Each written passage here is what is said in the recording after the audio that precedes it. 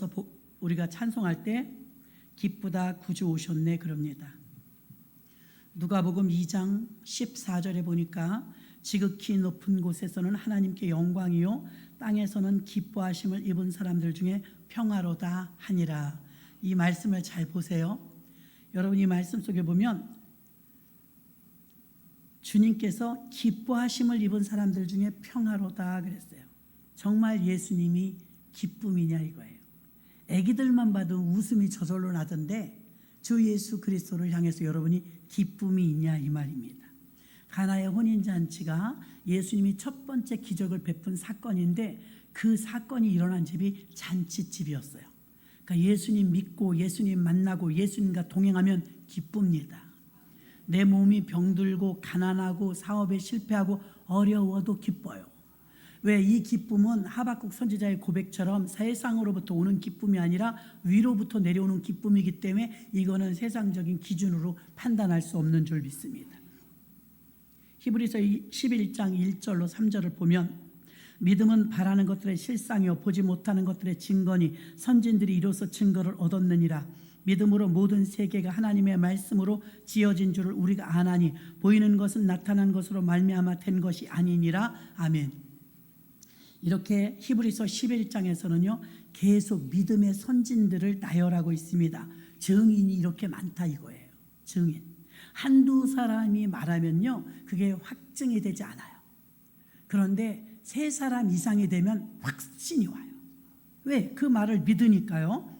많은 사람들이 예수님을 믿는데 전에도 말씀드렸습니다.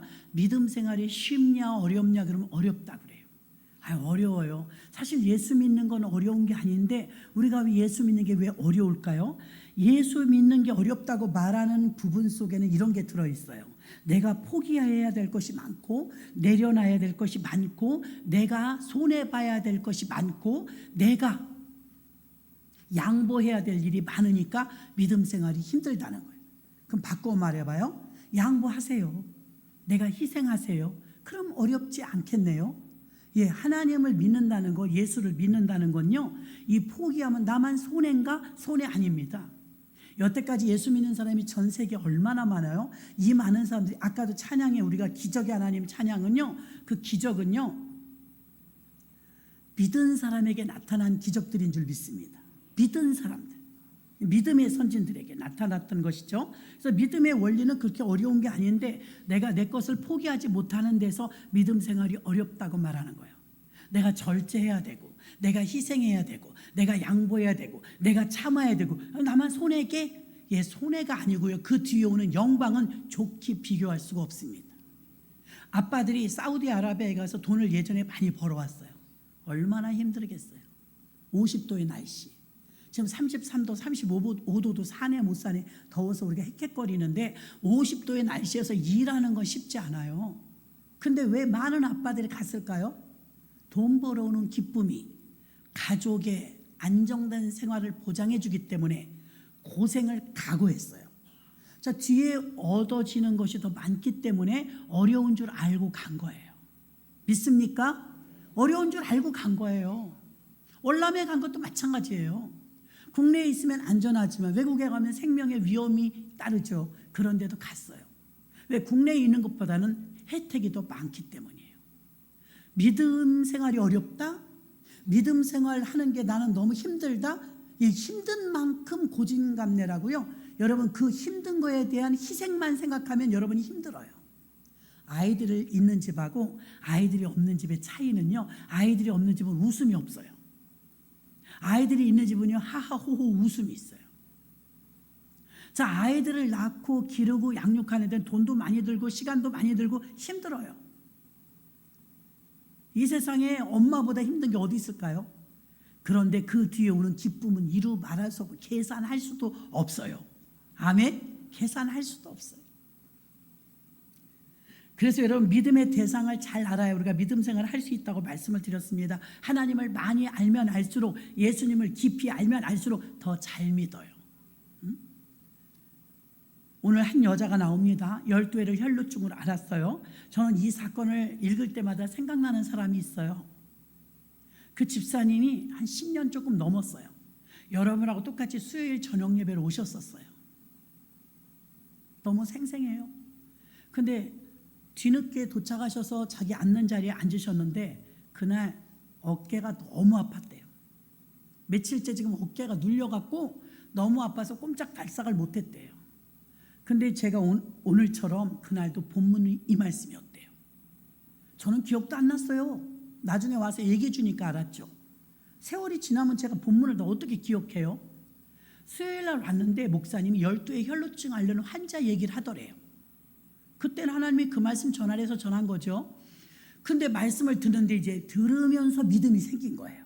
여러분이 앉아있는 그 의자의 앞에를 꽉 잡은 거예요. 앞에 의자를 꽉 잡으면서 예수님, 나 지금 어깨가 너무 아파갖고 비명이 저절로 나오려고 해요. 이 고통을 지금 누구한테 말할 수도 없고 너무 아픈데 12의 혈루증 환자만 고쳐주지 마시고 저도 좀 고쳐주세요. 이러면서 이거 앞에 잡은 거를 꽉 잡으면서 주님, 내가 의자를 붙잡았지만 12의 혈루증 환자처럼 옷자락을 잡는 심정으로 이 의자를 잡습니다. 그랬대요. 믿음도 이뻐요. 해보라니까요. 그래서 앞에 의자를 꽉 잡고 주여 너무 괴로워요. 여러분, 몸이 아파 보면요, 젊었을 때는 며칠 아프고 일어나는데 나이가 좀 들면 아프면 겁이 나요. 아프면 덜컥 겁이 나요. 아팠던 사람은 더 겁이 나고요. 또 아프지 않았던 사람이라 할지라도 자꾸 자신감이 떨어져. 뚝뚝. 무엇이든 할 수 있었던 것 같은 사람이 이제는 자신이 없어. 못할 것 같아. 할 수 있을까? 의구심이 생겨. 왜요? 달라진 게 없는데 내 몸이 벌써 느끼는 거예요. 내 몸을 향해서 본인이 느끼는 거. 몸이 너무 힘들어. 마이크가 좀 울리는 것 같아요. 그래서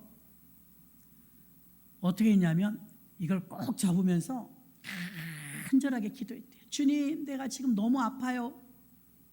사람들한테 일일이 말할 수 없지만 12의 혈루증 환자처럼 저도 예수님의 옷자락을 잡는 심정으로 이 의자를 붙잡아 싸우니 그 여자만 고쳐주지 마시고 저도 고쳐주세요. 그리고 저한테 기도받고 간 것도 아니에요. 기도 받았나 어쨌나 모르겠어요. 그럼 갔어요.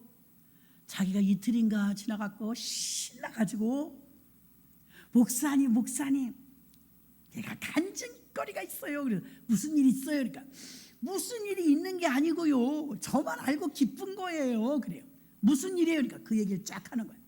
목사님 말씀이 그대로 이루어지던데요. 제가 12의 혈루증 앓는 환자처럼 의자를 꽉 잡고 막 기도했는데요. 집에 가서 그날 밤에 편히 잤는데 나은지도 몰랐대. 다음날 이게 되는 거 이게. 몸이 움직여. 몸이 느끼잖아요. 오늘 12의 혈루증 환자는요. 여러분 저도 다이어트에 좋다는 거 좀 먹어봤어요. 이제 안 쏘으려고요. 그게 되지 않더만요. 그럴듯해서 먹으면 돼. 아니야. 비싼 거 먹어본 적은 뭐 별로 없어도 어쨌든 아니야. 그래서 이게 되는 게 아니네. 쏘갔네. 이 생각이 들어요. 여러분 병이 깊어지면 별거 다 써본단 말이에요. 이 여자가 그랬어요. 얼마 동안 12년을 12회를 계속 몸에 좋다는 건 다 해봤어요. 그러다 돈이 이제 없어. 예전엔 돈이라도 있었지. 이제 돈이 없어요. 물질도 다 허비했다고는 본문에 나오죠. 이제 돈도 없고 몸은 더 중하여지던 차에 더 심해졌대요. 그러니까 막 하혈을 하지, 그 더운 날씨 냄새는 나지, 여자로서 구실도 못하지, 이게 막 그냥 스트레스 때문에 어디 가지도 못하지, 매사에 정상적인 생활을 못하고 있었어요. 여러분 무엇이 더 우리에게 믿음이 명백해지냐면요, 세상에서 실패했던 거, 여러분 실패한 것만큼이나 주님에 대한 확신이 더 명백해지는 거예요. 그거 해보니까 안 되더라. 살 빠지는 약 다 가짜더라. 야. 먹어봤으니까 말하는 거예요. 먹어봤으니까. 또 여러분들도 해봤으니까 하는 거예요. 여러분들이 어디로 유턴을 해야 되냐면 잘 생각하셔야 돼요. 끝까지 12년 아니라 24년이라도 해볼까, 미련한 겁니다. 끝까지 간다고, 그래 내가 나중엔 장기를 팔아서도 내가 이거 나을 거야, 그러면 미련한 겁니다. 12년을 해봤으면 됐어요. 12년을 해봤는데 이 여자는 더 명백해진 거야, 믿음이. 왜? 이거 다 안 되더라. 세상에서 주는 약, 세상에서 주는 그 의원, 다 믿을 수 없더라. 나는 못 고치더라. 다른 사람은 몰라도 자기는 안 되더래요. 그리고 마지막으로 선택한 게 누구예요? 예수님인 줄 믿습니다. 기쁘다 구주 오셨네. 하늘에는 영광, 땅에는 평화, 기쁜 소식. 정말 예수님이 여러분에게 기쁜 소식이고 진짜 여러분들의 희망이 예수냐 이거예요. 오늘 이 12의 혈루증 환자는요, 마지막 희망을 어디에 걸었냐면 예수님께 걸었어요. 여러분이 안 되는 이유는 그거예요. 마지막 희망을 예수님께 걸질 않아요. 아직도 돈도 희망이고 사람도 희망이고 환경도 희망이고 지식도 희망이고 그리고 예수도 희망이고 우린 이래요. 이 여자는 그렇지 않았어요. 이제 어느 것도 희망이 아니에요. 다 해봤어요. 그래서 마지막으로 잡은 게 예수고 마지막 희망이 예수였어요. 여러분이 마지막 희망이 예수라는 간절한 마음이 없으면 응답받기가 어려워요. 지지난주에도 말씀드렸잖아요. 한 5명의 유형의 사람이 마지막 희망이라고 생각했던 사람이 유명한 사람들이 아니었다. 바디메오, 마리아, 문둥병 환자, 또 수로보니게 여인, 이런 유형의 사람들이 해도 안다니까 마지막에 온 게 누구냐면 예수였어요. 오늘 혈루증 여인은요, 자기는 다른 사람은 암병에 걸려도 자랑해요. 예수님, 나 암병 걸렸어요. 안수기도 좀 해주세요. 그런 말도 못해요. 여자로서 수치스러운 병이고요, 또 중요 부위이기 때문에 말할 수가 없어요. 암이 걸려도 자랑하는데 자기는 자랑할 수가 없어요. 창피해서.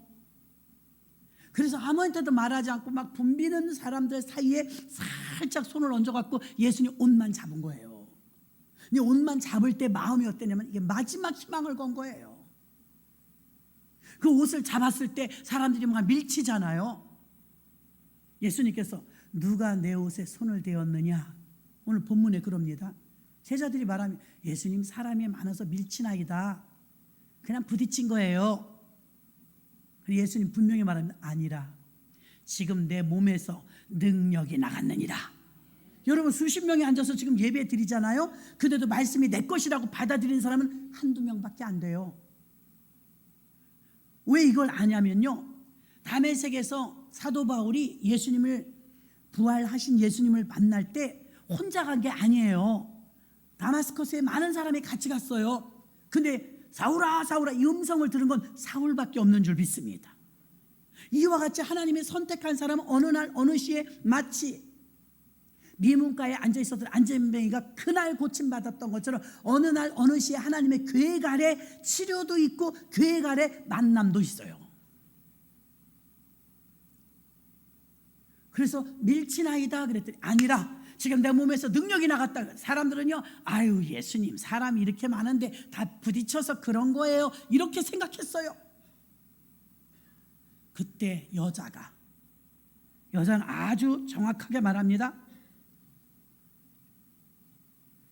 30절로 31절 보니까 예수께서 그 능력이 자기에게서 나간 줄 곧 스스로 아시고 무리 가운데 돌이켜 말씀하시되 누가 내 옷에 손을 대었느냐 하시니 31절 제자들이 여짜오되 무리가 에워싸 미는 것을 보시며 누가 내게 손을 대었냐고 물으시나이까? 이렇게 말하니까 제자들은 지금 몰라요.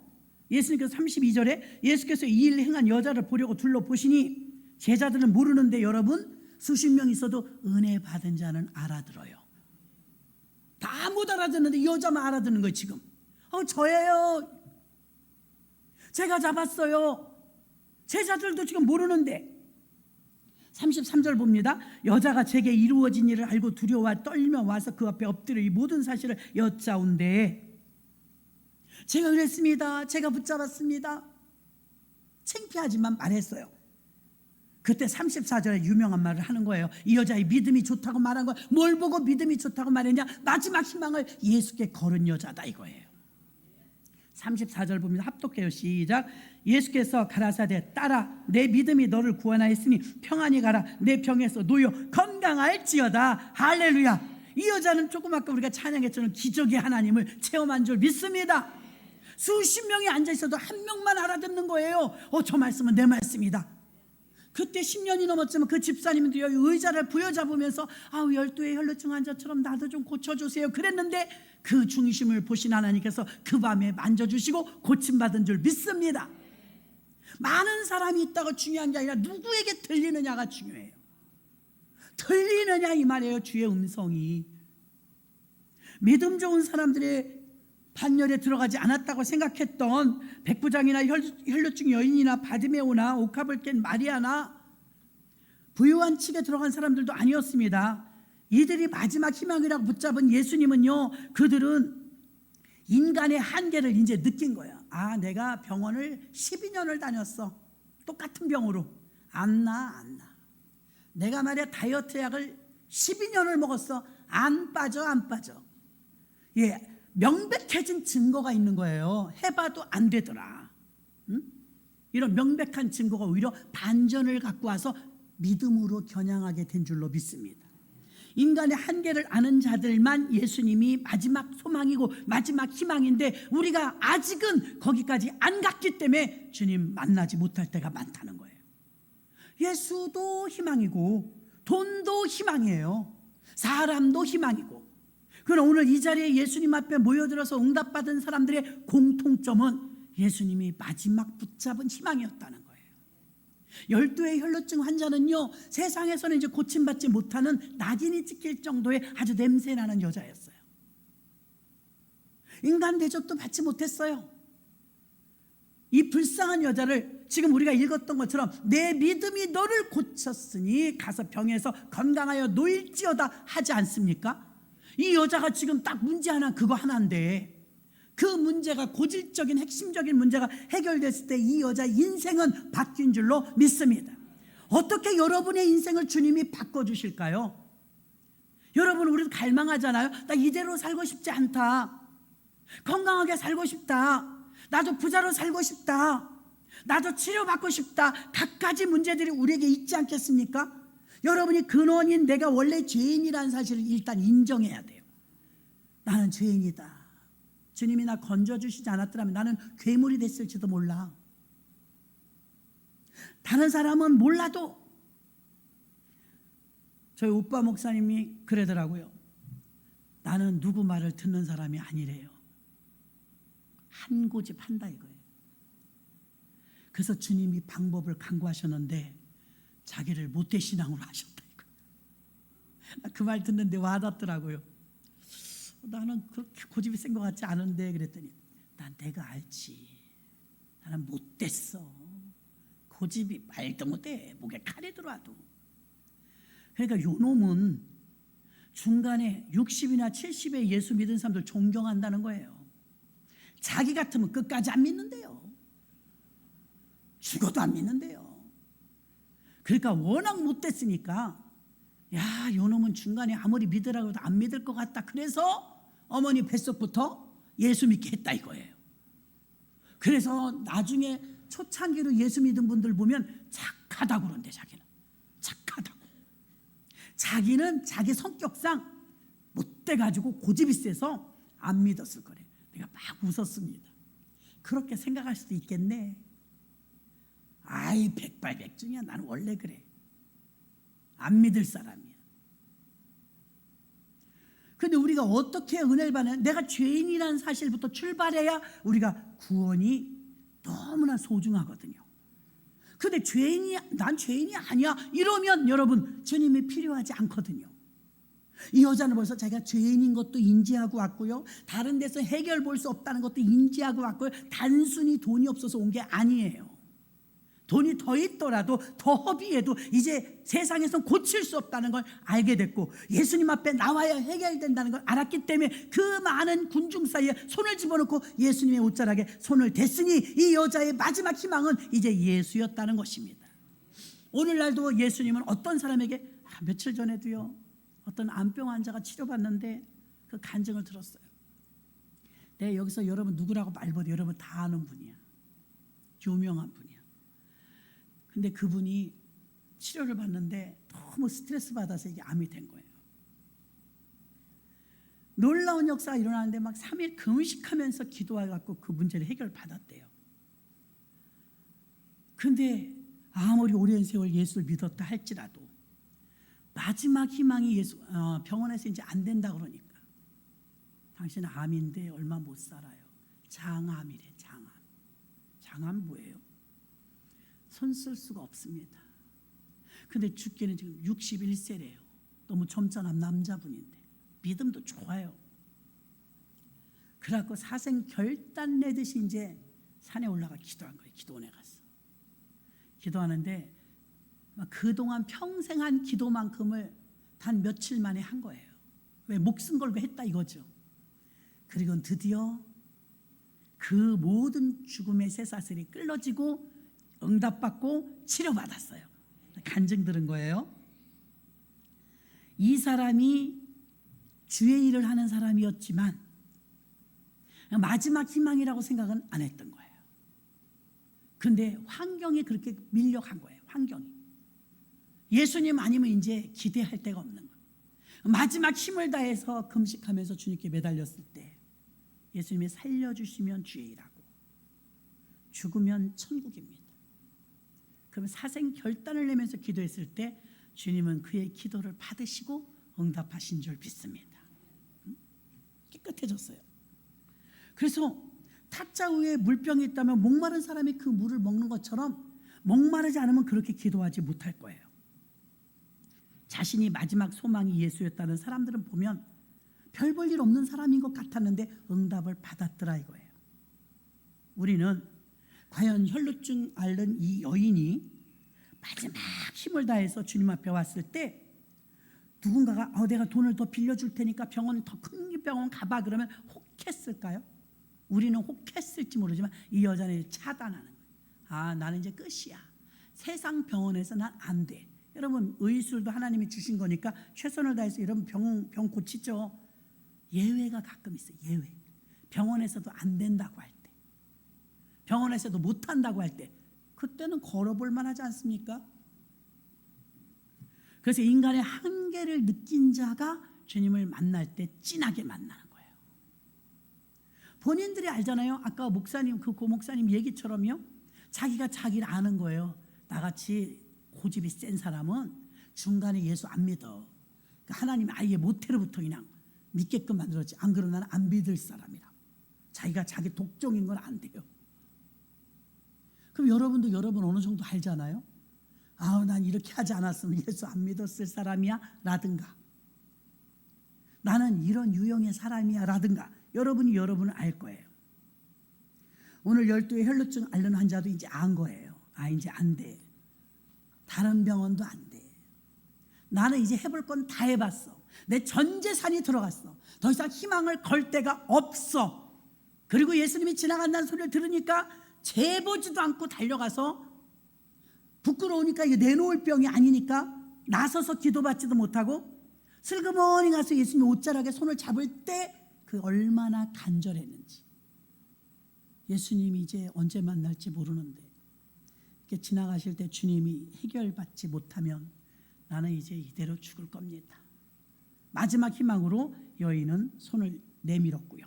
그리고 나서 예수님은 그걸 영적으로 아셨죠. 누가 내 옷에 손을 대었느냐. 많은 사람들은 사람이 밀친 거요 했지만 자기한테 말하는 건 이 여자는 알아들었어요. 주여 제가 그랬나이다. 제가 손을 잡았나이다. 예수님께서는 꾸중하시는 게 아니었죠. 칭찬을, 여자여 따라 내 믿음이 너를 구원하였구나. 12년 동안 고질적인 그 병 때문에 평안한 적이 없어요. 이제 평안하라. 내 병에서 놓여 건강할지어다. 이 뒤에 계속 읽어보니까 여자가 느껴. 이에 여자가 곧 자기 몸이 병이 나은 줄 깨닫고 뽀송뽀송해지고 금방 느끼는 거예요. 이 여자의 삶은 성경에 나와 있지 않아요. 그러나 우리가 유추할 수는 있죠. 예수 잘 믿고 살았으리라고 믿습니다. 그 다니면서 말했겠죠. 예수님이 나 고쳐주셨다고. 여러분 중에 예수님이 병 고쳐준 사람 없을까요? 내가 알기만 해도 많아요. 여러분 그게 많이 외치고 다니지 않아요. 30년 전 얘긴데요, 20년 전 얘긴데요, 사도 바울 죽는 날까지 30년 전 얘기를 했어요.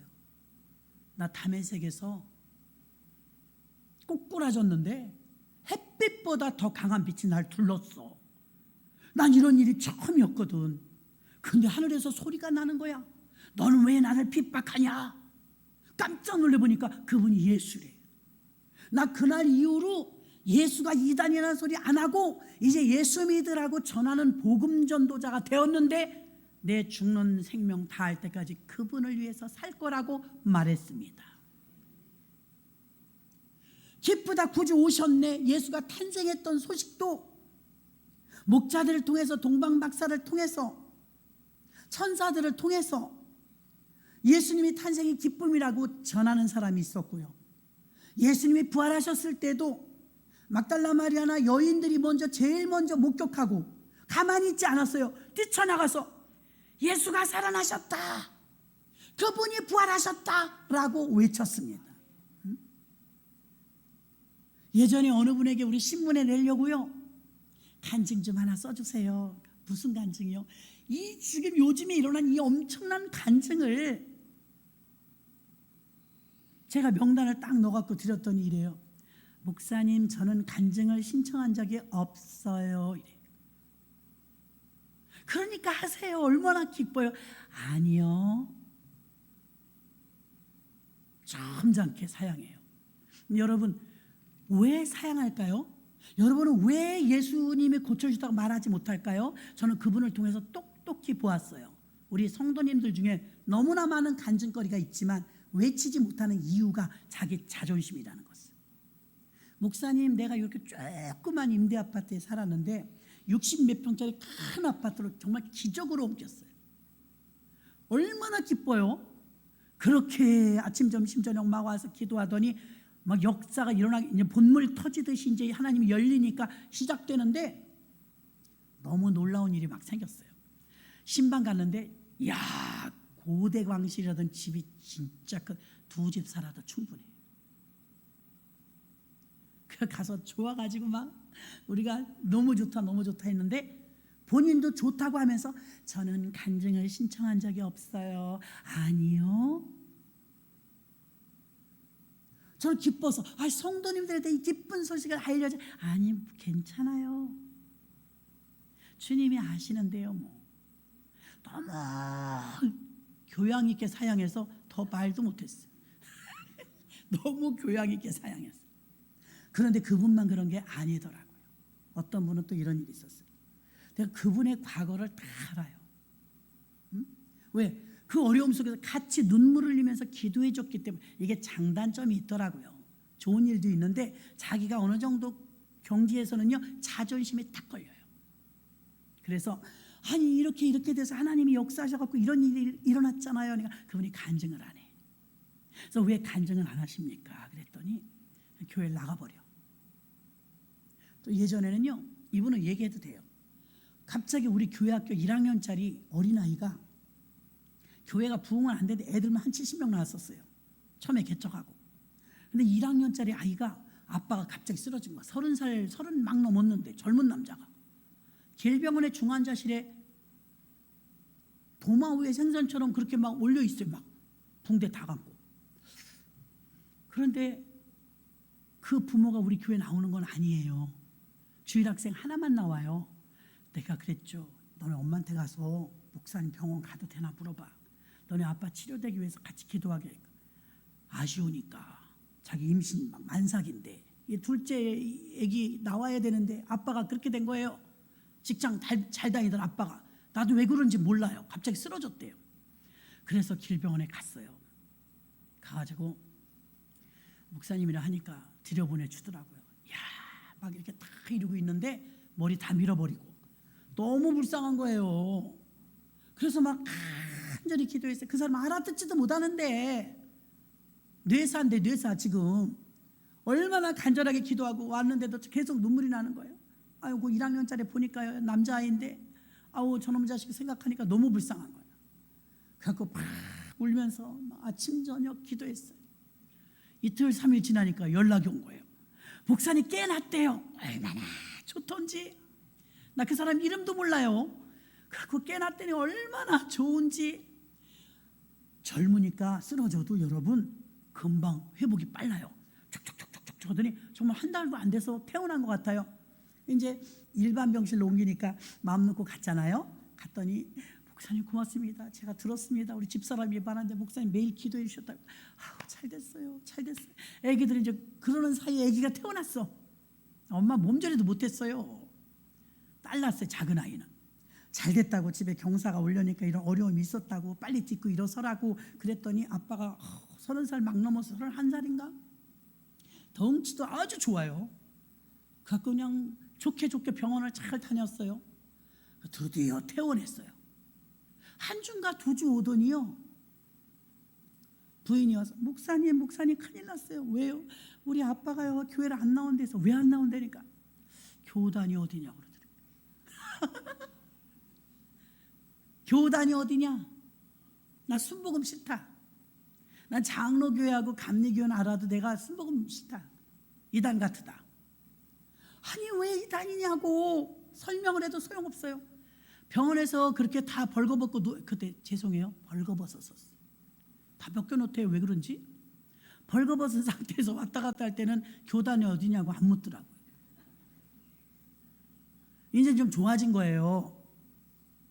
근데 이 머리카락이 이제 조금 송골송골 나오더라고요. 까맣게. 좋아진대. 우리가 다 그렇더라고요, 사람이. 아니 우리는 좋아갖고 막 기뻐서 이야 잘됐다. 저 애기 아빠 살아나갖고 야 교회가 이 사건 때문에 더 부흥하겠다 이래 생각했거든요. 안 나와. 부인이 어떻게 하면 좋아요? 목사님 어떻게 하면. 이제 여자가 여려요. 남자 말을 잘 들어. 그럼 어떻게 하시고 싶으세요? 그랬더니 나는 여기 오고 싶은데요. 남편도 교회를 다녀야 되잖아요. 구원받아야 되는데 장로교나 감리교나 이런 데 가면 간대요. 보내줬어요. 이런 아픔은 뭐 몇 번 있었습니다. 이런 사건들이. 사람들이 나 그 미문가에 앉은 병이 만나보고 싶어요. 그 사람도 이런 유형이라면 이러고 있을 거예요. 미문가에 저 보셨어요? 왜? 거지였으니까. 우린 이걸 간과하면 안 돼요. 여러분은 안 그럴 것 같죠? 근데 많이 봤는데 많이 그래요. 야, 마음이 아파. 속상해. 그 간증 때문에 하나님 영광을 드러내고 싶은데 저는 간증을 신청한 적이 없어요, 목사님. 그러니까 하셔야죠. 하나님께 영광. 아니요. 그때 충격이었는데 지나고 보니까 그런 사람 많더라고요. 30대 젊은 아빠를 낳았는데 못 와. 여러분 들을 때 어떻게 사람이 그런데 다 그래요. 어떤 분 기가 막힌 상황에서 건지움 받았는데 과거가 쫙 드러날까 봐 간증을 못해. 아니 살짝 혹은 빼고 해도 돼요. 자존심이 뭐길래 자기 자존심에 그 손상이 될까 봐 말을 못해요. 이 여자를 바꿔서 말해요. 12의 혈루증 환자가 나았어요. 우리 교회 왔네. 아우 집사님 간증할 거 없으세요? 간증하세요. 그러면 저는 12의 혈루증 앓았던 여자예요. 이럴 것 같아요? 여러분 저는 없어요. 이럴걸요? 우리가 내숭이 있더라고. 내숭이 얼마나 좋아요. 하나님 영광 받으시고 전 죽을 병에 걸렸던 사람입니다. 저는 사업을 실패했던 사람입니다. 저는 말도 못한 고난을 겪었던 사람입니다. 저는 독종이었습니다. 이러면서 그런데 이렇게 변했어요. 저는 죽을 병에서 주님이 살려주셨어요. 주님의 은혜입니다. 자기 있었던 일을 예수님께 영광 돌리는 게 간증이거든요. 그 많은 사람들이 간증은 더 심각한 건 이거예요. 기도를 막 해주려. 목사님 잠깐만요. 지금 안수기도 하시면 안 돼요. 왜요? 아프다면서요? 아니 보험금 나온 다음에 받아야 돼요. 네 진짜 보통 일이 아닙니다. 여러분 성경의 말씀을 그대로 재현하기가 어려워요. 지금은 까다로워. 목사님 안 돼요. 이거 보험금 탄 다음에 놔야 돼요. 지금 나면 안 돼요. 주여. 주님이 손을 하다 그러니 우리는 마지막 희망이 예수여야 하는데 우리 챙길 거 다 챙기고 예수님이에요. 보험금 이왕에 고쳐주실 것도 믿음도 있는 거예요. 지금 안수 받으면 안 돼요. 이 말은 지금 나으면 안 돼요. 그럼 기도 받으면 낫는다 이거예요. 낫는다. 이게 믿음이 있으니까 지금 안 돼요. 이러는 거예요. 참 이게 우리들의 모습입니다. 오늘 12의 혈루증 앓은 환자는요, 자기가 실패한 것만큼이나 명백해진 증거가 있는 거예요. 이제 안 쏘가. 병의원에 내가 12년을 갖다 바쳤어. 하나도 나아지지 않았고 지금 내 병은 더 중해. 나는 이제 이 의술로 되지 않는다는 걸 알아. 그래서 나의 희망은 예수님이야. 그럼 마지막으로 찾아서 예수님께 옷자락에 손을 댔는데 나았어요. 사람들한테 내가 손을 잡았습니다. 내가 그랬습니다. 누가 내 옷에 손을 대었느냐? 아무도 못 알아듣는데 자기는 알아듣는 거예요. 아멘, 접니다. 제가 만졌습니다. 이 여인은 돈도 이제 없고 희망도 없고 세상 병원과 의원에게 기대가 끊긴 지가 오래예요. 몸이 아프니까 자신감도 떨어졌어요. 이제 인간의 그 어떤 최소한의 삶의 행복도 누릴 수가 없어요. 유일한 희망이, 많은 희망 중에 하나의 희망이 아니라 예수가 유일한 희망이었던 걸 믿으시기를 바랍니다. 마태복음 6장 19절로 24절 보겠습니다. 좀 내용이 길지만 여러분이 한번 읽어볼게요. 마태복음 6장 19절로 24절 여러분이 생각하면서 한번 통독하겠습니다. 시작. 너희를 위하여 보물을 땅에 쌓아두지 말라. 거기는 좀과 동록이 해하며 도적이 구멍을 뚫고 도적질하느니라. 오직 너희를 위하여 보물을 하늘에 쌓아두라. 거기는 좀이나 동록이 해하지 못하며 도적이 구멍을 뚫지도 못하고 도적질도 못하느니라. 내 보물 있는 그곳에는 내 마음도 있느니라. 눈은 몸의 등불이니 그러므로 내 눈이 성하면 온몸이 밝을 것이요 눈이 나쁘면 온몸도 어두울 것이니 그러므로 내가 내게 빛이 어두우면 그 어두움이 얼마나 하겠느냐. 한 사람이 두 주인을 섬기지 못할 것이니 혹 이를 미워하며 저를 사랑하거나 혹 이를 중히 여기며 저를 경히 여김이라. 너희가 하나님과 재물을 겸하여 섬기지 못하느니라. 아멘. 여기서 21절까지 내 보물이 있는 곳에 그곳에 네 마음도 있느니라. 네 보물이 있는 곳에 내 마음이 있느니라. 제가 몇 번 간증했죠. 기도원에 1,000,000원 가져갔다 기도 못했다는 거. 제가 그렇게 속물인지 몰랐다니까. 아무도 내 가방에 1,000,000원 들었다는 걸 모르는데 내가 기도가 안 돼. 기도하다 자꾸 눈을 떠. 그 가방을 막 이렇게 2번 감아서 참 인간이 치사하더라고요. 다른 때 아무것도 안 가져갈 때는 가방 뭐 내팽개치고 하잖아요. 1,000,000원이 들어있으니까 기도가 잘 안 돼. 그때 제가 뼈저리게 느낀 게 마음이 있는 곳에 돈이 있구나. 그걸 깨달았거든요. 여기 보세요. 분명하게 네 보물이 있는 그곳에 21절에 네 마음도 있느니라. 22절로 봐요. 이상해요 이게. 내 보물이 있는 곳에 내 마음도 있다. 이거 좀 돈 얘기예요. 그렇죠? 여태까지 쭉 읽은 게 돈 얘기예요. 눈은 22절 몸의 등불이니 그러므로 내 눈이 성하면 온몸이 밝을 것이요. 이게 무슨 말일까요? 21절까지는 19절부터 좀이나 동록이 먹지 못하니 이제 헌금 얘기 같아요. 그 돈 얘기예요. 근데 22절에 가서 갑자기 눈 얘기래. 눈. 돈 얘기하다가 내 눈이 성하면 눈이 등불이니까 온몸이 밝을 것이요. 이렇게 말하잖아요. 또 23절도 보니까 계속 눈 얘기예요. 눈이 나쁘면 온몸이 어두울 것이니 그러므로 내게 있는 빛이 어두우면 그 어두움이 얼마나 하겠느냐. 24절 봐요. 한 사람이 두 주인을 섬기지 못할 것이니 혹 이를 미워하며 저를 사랑하거나 혹 이를 중히 여기며 저를 경히 여김이라. 하나님과 재물을 겸하여 섬기지 못하느니라. 아멘. 돈과 하나님을 같이 섬기지 못한다는 얘기로 이제 마무리를 하잖아요. 자, 돈 얘기하다가 갑자기 눈 얘기를 해요. 눈은 몸의 등불이니 내 눈이 성하면 온몸이 밝을 것이요. 눈이 성하면. 전에도 제가 한번 말씀드렸는데 눈은 2개인데 2개로 안 보여요. 눈은 2개인데 하나로 보여요. 여러분, 제가 지금 2개로 보이는 분, 제가 2개로 보이는 분이 있어요. 눈 2개라며. 눈이 2개면 2개로 보여야 되는데 지금 2개로 보이면 그 정상 아닙니다. 병원 가셔야 돼요. 근데 눈이 2개인데 하나로 보이죠? 저도 여러분이 하나로 보이니까 2개로 보면 많이 부응했네. 눈이 정상일 때는 하나로 보여요. 이걸 원비전이라고 해요. 원비전. 그래서 어떤 목사님이 미국에 가서 갑자기 그랜드 캐년 가다 운전하다가 2개로 보이는 거예요. 더블 비전으로. 야, 2개로 보이니까 운전을 못 하겠더래요. 도저히 운전을 못 하겠더래요. 2개로 보이니까. 그 차를 길가에 세우고 큰일 났다. 미국까지 왔는데 이 목사님이 큰일 났다. 눈이 왜 이러냐 갑자기. 자기 친구가 하버드 대학 그 안과 박사예요. 그 친구를 만났어요. 야, 나 눈이 2개로 보여. 그 어지러워서 못 다니겠어. 왜 그래? 그러니까 정밀 검사를 이렇게 하더니 정상이라 하더래요. 아, 정상인데 내가 2개로 보이는데. 그러니까 이런 예가 가끔 있다 하더래요.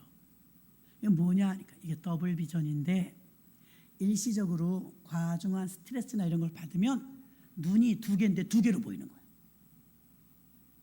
이게 더블 비전인데, 그럼 어떻게 될까? 약이 없다 하더래요. 약이 없으면 어떡하냐 하니까 진정하면 괜찮아진대. 진정하면. 겁이 나갖고 운전도 못하고요. 2개로 보이니까 더듬더듬하면서 이러고 며칠을 살았대요. 한국에 도착해서 안정을 찾으니까 정말 1개로 보이더래요. 그리고 지금 세월이 많이 흘렀는데 지금까지 1개로 보인대요. 왜 예수님은 성경에 이런 눈 얘기를 써놨을까요? 눈이 성하면, 눈이 하나로 보이면, 정상이면, 돈과 하나님을 겸하여 섬기지 못하는 2개가 한꺼번에 하면 헷갈린다 이 말이에요. 눈이 2개인데 2개로 보이니까 운전도 안 돼. 아무것도 못 하겠더래. 여러분 교회 다니는데 왜 응답이 없을까요? 왜 혼란스러울까요? 왜 흔들릴까요? 원비전이 아니고 여러분 더블 비전이라 그래요. 우리가 여전히도 이것도 쥐고 이것도 쥐고 이 상태에서는 헷갈려. 두 주인을 섬길 수 없나니 우리 마음이 항상 가 있는 돈, 그 주인이 누구냐 이거예요. 하나님이시죠. 말로는. 삶에선 내 거지. 그래서 우리는 더블 비전을 가지고 있기 때문에 온전한 걸 못 드리는 거예요. 온전하게 하나 되지를 못하는 거예요. 그 성경은 뭐라고 오늘 말했냐면, 눈은 몸의 등불이다. 눈이 나쁘면 온몸이 어두울 것이. 눈이 나쁘다는 건 더블 비전을 말해요. 눈이 나쁘면 온몸이 어두울 것이니, 이 말씀이 돈 문제를 말하는 순간에 물체가 2개로 보이는 더블 비전은 눈이 성하다는 건 하나로 보이는 것이고, 하나로 보이지 않는 건 벌써 싱글 비전이 아니고 더블 비전이기 때문에 2개로 보이는 거예요. 성하지 않은 것이죠. 그래서 원어를 보니까 원어에는요, 원비전이 싱글 비전이고요, 또 싱글이란 말은요 다른 말로 심플하다 이렇게 말해요.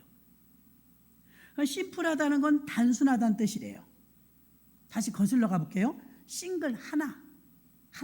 믿음이 하나냐 이거예요. 2개면 안 된다는 거예요. 그 대부분 2개라는 거예요. 너의 믿음이 싱글이냐 단순하냐. 그러면 2개로 보이면 복잡해지기 시작하는데 길을 걸을 수가 없습니다.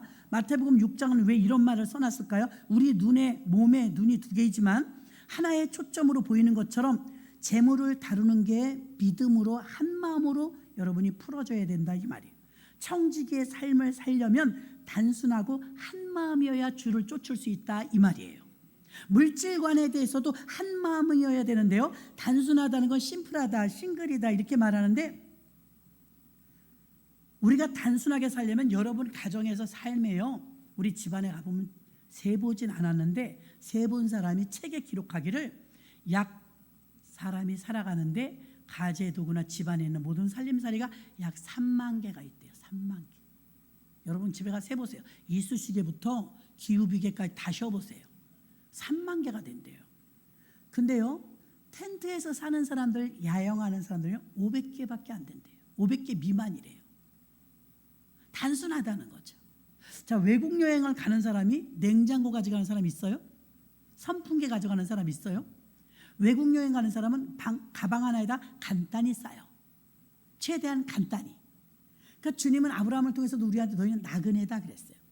그러니까 간단한 짐을 들고 사느냐 이거예요. 저부터도요 다 버려야 돼.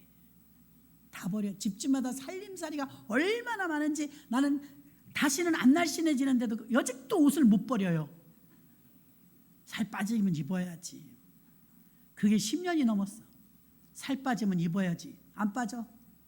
그런 옷이 얼마나 많아요? 우리가 여전히 더블 비전으로 살고 있는 거예요. 헷갈려요. 막 정신없고 살림살이 많고. 우리는 가끔 단순하게 살아야 되기 때문에 한 번씩 정리하는 것도 좋아요. 단순하게 살아야 돼. 라이프 스타일을 말하는 거예요. 아브라함, 이삭, 야곱 이들은 직업이 목축업이었는데 그들의 집은 언제나 텐트였어요. 텐트. 우리가 몽골 갔다 왔는데 몽골은 게르라는 텐트에서 살아요. 징기스칸이 얼마나 유명한 사람이냐면 이제 몽골은 잘난 사람이 그 사람 하나인가 봐요. 맨 이 사람은 자랑만 해요. 자, 징기스칸은요 언제나 병사들에게 이렇게 말했대요. 실크 옷을 입는 순간 우리는 정복을 당한다. 실크 옷을 입으려고 하지 마라 라고 했대요. 삶이 복잡해지고 다양해지면 욕심이 생겨서 실크 옷을 찾게 되죠. 그래서 충동 구매하고 사고 싶은 물건도 많아지고 빚을 지면서까지 전진하면서 앞으로 하나님이 원하시는 삶으로 발전하지 못합니다. 롯데백화점, 신세계백화점, 현대백화점, 쇼핑몰을 돌고 돌면서 단순하게 사는 사람은 없어요. 모든 쇼핑센터는요 구조상 에스컬레이터가 한 바퀴 돌고 그 자리에서 내려가는 것은 마트밖에 없어요. 왜 이리 내려왔는데 저리 가서 돌게 해? 그래야 더 산대요. 물건을 더 보라는 거래요. 그동안 일부러 그랬더만요. 엘리베이터 타세요. 그 에스컬레이터 타면 왔다가 다시 돌아서 이렇게 내려가서 또 이렇게 자꾸 보게 되는 거예요. 장막 생활을 하는 것은 심플 라이프죠. 아주 단순해요. 바울도 심플하게 사는 걸 배웠어요. 내가 풍부와 궁핍에도 일체의 비결을 배웠노라. 심플하게 살았어요. 심플하게 살려면 시간도 또 여러분 삶도 훈련을 통해서 가능한데요. 우리가 심플하게 살기 위해서 내가 하고 싶은 것에 최선을 다하는 게 아니라 하나님이 원하시는 것에 최선을 다해야 됩니다. 하나님이 싫어하는 건 안 하는 거예요. 여러분은 가끔 이렇게 생각해요. 저도 그랬습니다. 왜 빨리 부흥이 안 되지? 왜 빨리 건축이 안 되지? 왜 빨리 취직이 안 되지? 왜 빨리 응답이 안 되지? 출애굽기 23장 29절로 30절 봅니다. 마지막입니다. 출애굽기 23장 29절로 30절 우리가 합독할게요. 시작. 그러나 그 땅이 황무하게 되어 들짐승이 번성하여 너희를 해할까요? 1년 안에는 그들을 내 앞에서 쫓아내지 아니하고 내가 번성하여 그 땅을 기업으로 얻을 때까지 내가 그들을 내 앞에서 조금씩 쫓아내리라. 아멘. 우리 믿음이 성장하는 만큼 조금씩 변하는 거예요. 조금씩. 여기서도 보니까 29절 하반절에 1년 안에는 그들을 내 앞에 쫓아내지 아니하고 여기서 1년을 또 시간을 걸어요. 30절 내가 번성하여 그 땅을 기업으로 얻을 때까지 하나님의 목적이 달성돼서 완전한 복을 받을 때까지 내가 그들을 내 앞에서 조금씩 쫓아내리라. 한 번에 쫓아내주면 쫓아내. 왜 조금씩 쫓아내는데 우리를 너무 잘 아시는 거지. 변질될까 봐. 그새 또 변질될까 봐. 조금씩 쫓아내라. 조금씩 쫓아내면서 우리의 믿음이 성장하는 것처럼 영적 근육이 생겨요. 영적 근육. 저는 그냥 내려와서 기도할 때요 여기 그냥 돌아다니면서 기도하거든요. 밤에. 그 요새 이제 하나 더 늘었어요. 까치발 뛰고 걸을 때도 있고요. 그냥 이렇게 까치발 뛰 이거 하래요. 어떤 운동하는 박사님 여러분들 이렇게 하세요. 이렇게 이거 종아리에 근육이 생긴대요. 전 잘 안 걷거든요. 그러니까 이렇게 그냥 까치발 뛰고 이렇게. 그리고 저는 이렇게 까치발 뛰고 잘 서 있어요. 계속 서 있어 볼까요? 제가 까치발 뛰고 한참 서 있어요. 잘 못해요. 근데 이게 근육이 생기는 거래요. 운동은 안 하지만 그냥 여기서 재발해서 이렇게 하는 거네요. 이렇게 이거라도 합시다. 이거라도. 이게 또 훈련이에요. 훈련. 그 처음엔 띠뚱띠뚱대고 막 넘어질 것 같더니요. 그냥 계속 여기 교회에 내려와서 기도하면서 몇 번 해보니까 내가 이 시계 가지고 맞춰가면서요. 30초, 30초, 30초. 1분 잘 못 있겠더라고요. 계속 그렇게 하니까요. 이게 습관이 돼서 별로 어렵지가 않아요. 이제 막 움직여지지도 않고 훈련이죠. 그래서 우리가 이렇게 하나님께서 우리에게 주신 몸도 길들이면서 훈련하기 나름인데 걸으면 더 좋죠. 걷는 게 제일 좋다고 하잖아요. 우리의 삶이 여러분은 원비전이십니까? 더블비전이십니까? 하나님은 우리에게 원비전이길 원하시는 거예요. 순수한 마음속에 하나님과 재물을 겸하여 섬기지 못한다. 한 마음이어야 주의 일을 할 수 있다 이 말입니다. 말씀 오늘 정리합니다. 12의 혈루증 앓는 이 여자는요 다른 방법과 섞어서 하지 않았어요.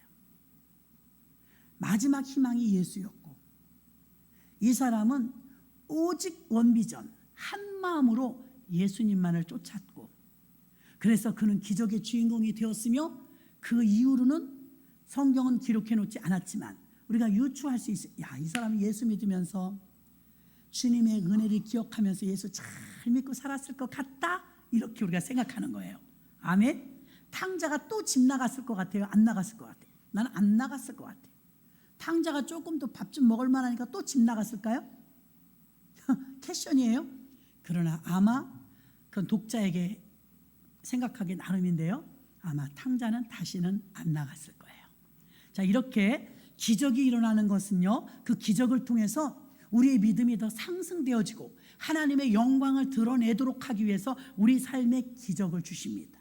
오늘 혈루증 앓은 한 여인은요, 오직 예수님만을 마지막 희망이라고 목숨을 걸며 매달렸을 때 그 여인은 그 문제가 응답받았기에 여러분도 예수님이 마지막 희망이 되시기를 주님의 이름으로 축원합니다. 우리가 이 시간에 주여 일창하시고 통성으로 잠시 기도하겠습니다. 주여 일창하겠습니다. 주여! 할렐루야, 할렐루야. 살아계신 아버지 하나님, 감사합니다. 우리들에게 오늘도 마가복음 5장의 말씀을 통하여서 하나님 아버지, 오늘 기적의 현장, 아버지 12의 혈루증하는 한 여인이 마지막 희망으로 붙잡았던 예수 그리스도, 그것이 예수님께 인정받아서 내 믿음이 너를 구원하였다 했습니다. 우리가 왜 믿음으로 살지 못합니까? 우리는 왜 믿음이 없습니까? 하나님, 믿음으로 살지 못하는 이유는 내가 포기할 것이 많고 내가 희생할 것이 있고 내가 내려놔야 되고 내가 손해볼 것 같아서 우리는 믿음으로 살지 못하는 것입니다. 그러나 우리가 믿음으로 산다면 하나님은 더 하나님의 영광을 위해서 아버지 너무나 큰 보상으로 우리에게 축복을 하여 주실 줄 믿습니다. 아버지 하나님, 간절히 바라고 원합나니 주의 영으로 함께하여 주시옵소서. 아버지, 오늘도 우리에게 믿음의 사람들이 되어질 수 있도록 은혜 위에 은혜를 허락하여 주시기를 원합니다.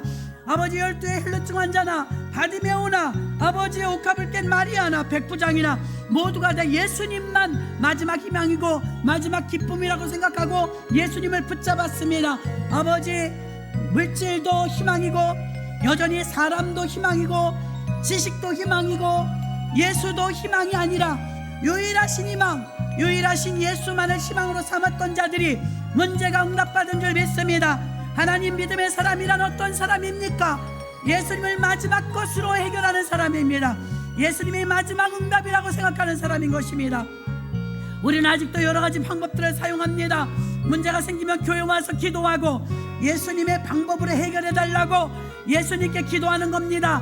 12의 혈루증 앓은 환자는 예수님께 나와서 누가 알지 못하는 가운데 은밀한 가운데 아버지 이 일을 진행했다 할지라도 주님은 그걸 아셨습니다. 아무도 몰라줘도 누구에게 말하지 않아도 내가 은밀한 가운데 교회 와서 기도할 때 12의 혈루증 환자처럼 아버지 의자를 붙잡아도 예수님의 옷자락이라는 믿음으로 붙잡을 때 그 여인에게